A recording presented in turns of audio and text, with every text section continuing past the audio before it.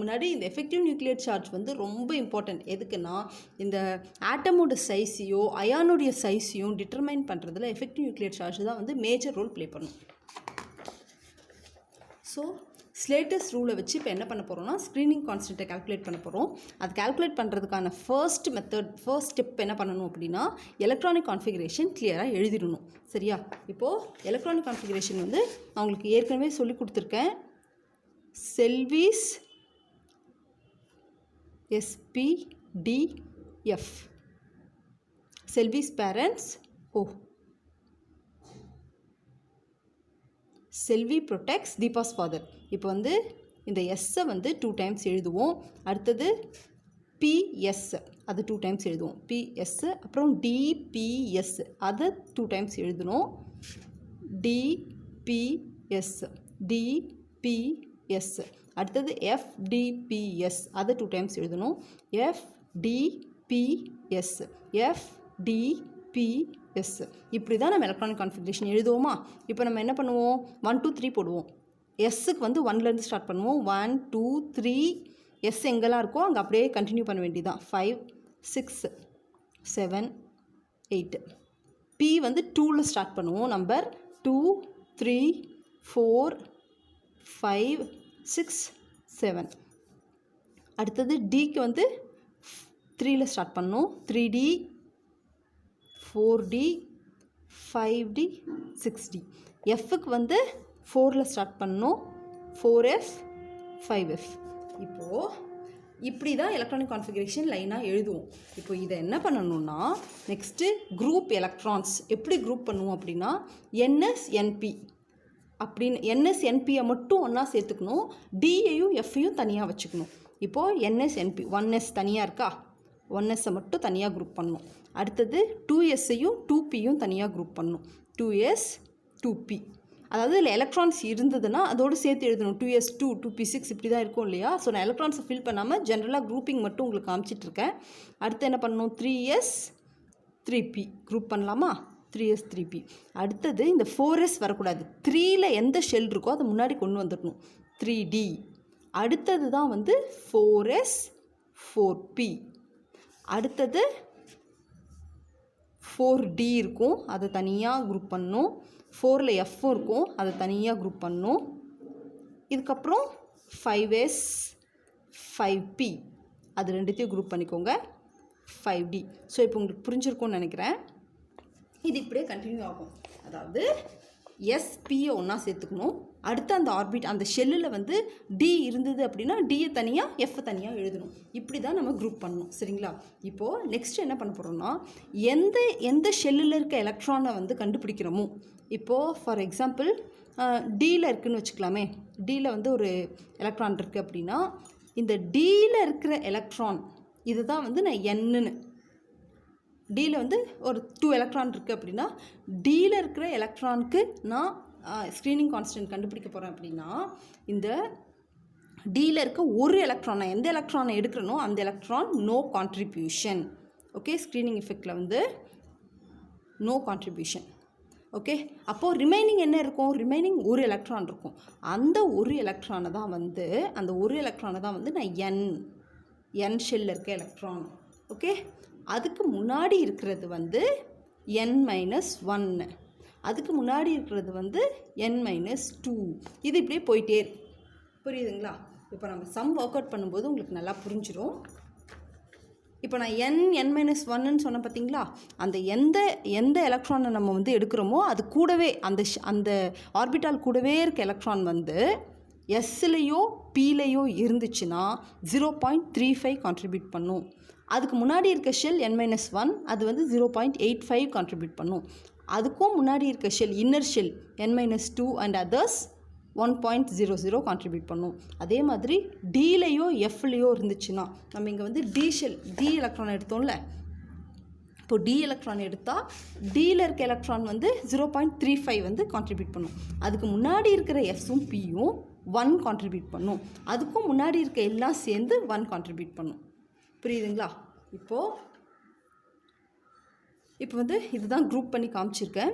Lithium எடுத்திருக்கேன். லித்தியமுடைய atomic number வந்து 3. ஓகேவா? அதோட எலக்ட்ரானிக் கான்ஃபிகரேஷன் எழுதியிருக்கேன்.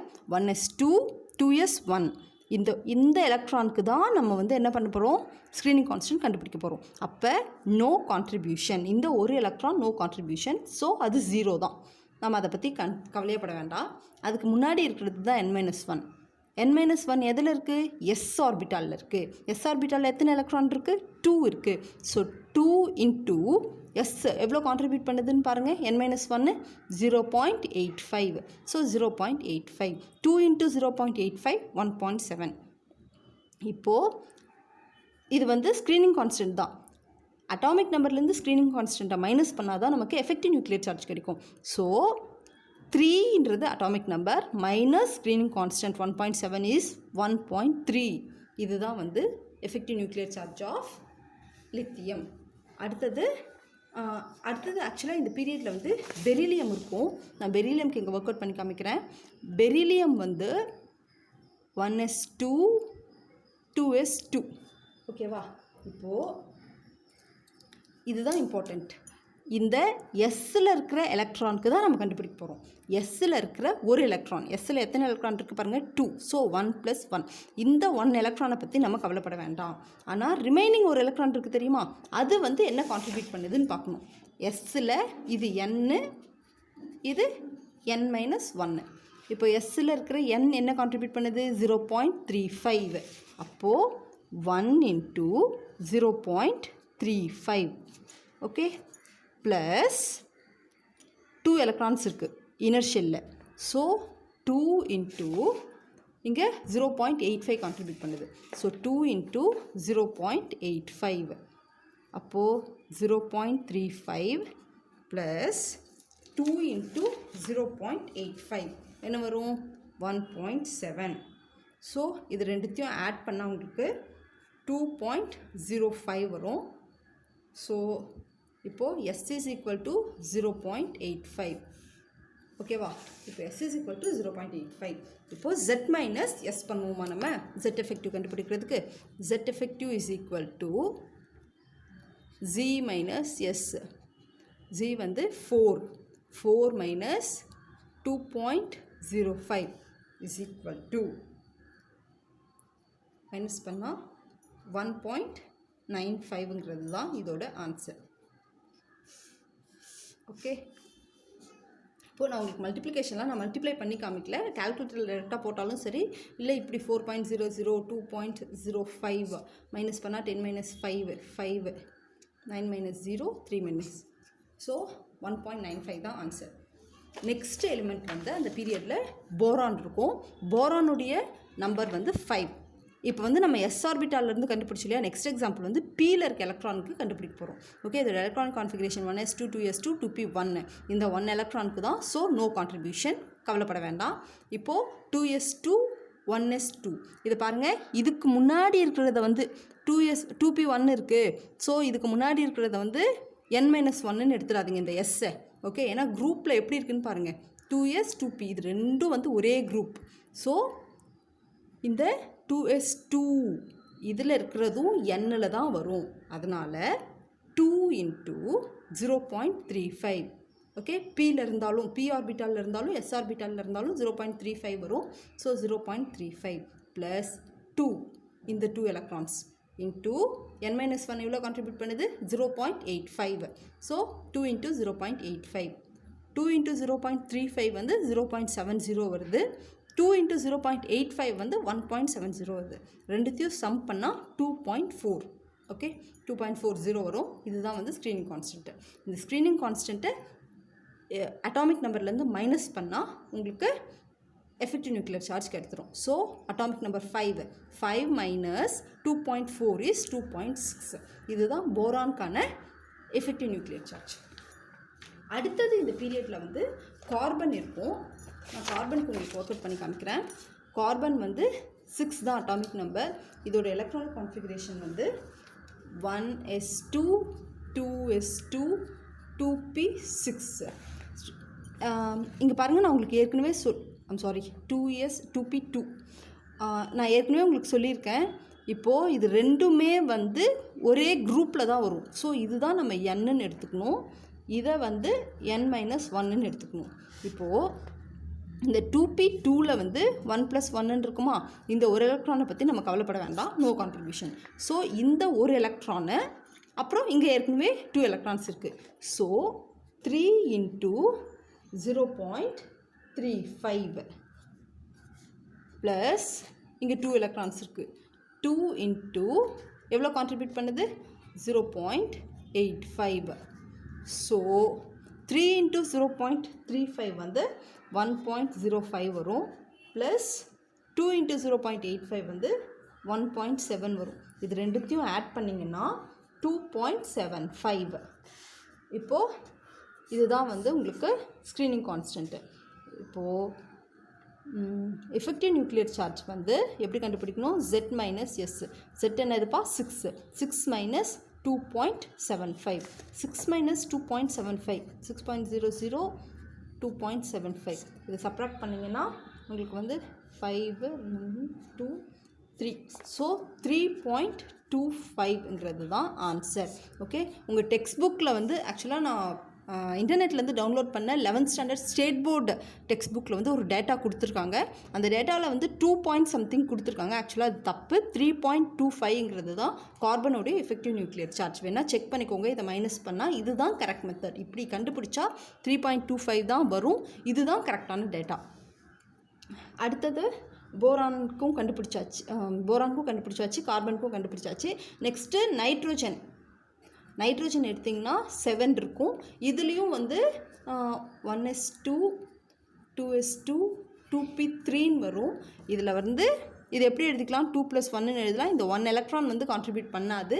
ஸோ இதில் மொத்தமாக 4 இருக்கும். ஸோ 4 × 0.35 இது நீங்கள் சால்வ் பண்ணிக்கோங்க.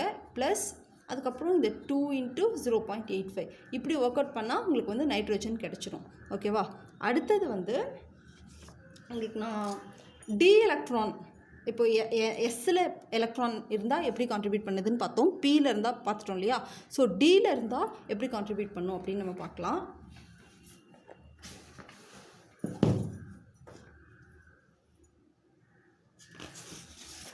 உங்கள் புக்கில் வந்து ஸ்காண்டியம் எக்ஸாம்பிள் கொடுத்துருக்காங்க. ஸ்காண்டியமுடைய அட்டாமிக் நம்பர் 21. ஓகே, இப்போது ஸ்காண்டியமோட அட்டாமிக் நம்பர் 21ஓட எலக்ட்ரானிக் கான்ஃபிகரேஷன் எழுதலாம்.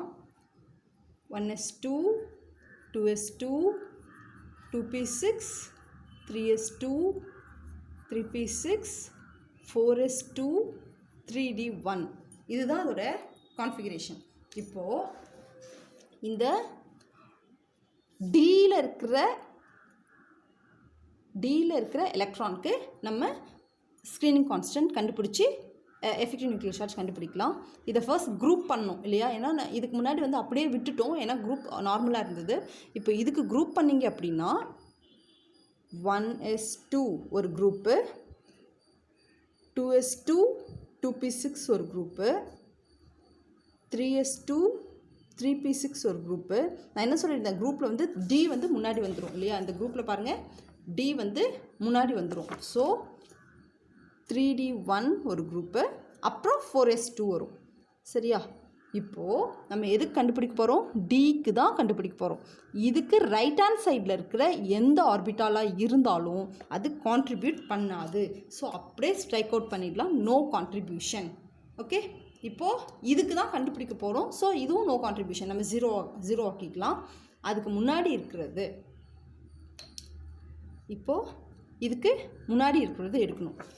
இதுக்கு முன்னாடி இங்கே கவனிங்க, டி இருக்கு, எஃப் இருக்குது. இந்த டி எஃப் இந்த ரெண்டு ஆர்பிட்டால்லையும் எலக்ட்ரான்ஸ் இருந்ததுன்னா நம்ம எதுக்கு கண்டுபிடிக்க போகிறோங்கிற எலக்ட்ரான் வந்து டிலையோ எஃப்லையோ இருந்துச்சுன்னா என் ஷெல்லில் இருக்கிறது 0.35 கான்ட்ரிபியூட் பண்ணும். ஆனால் n-1ங்கிறது 1 கான்ட்ரிபியூட் பண்ணும். 0.85 கிடையாது, 1.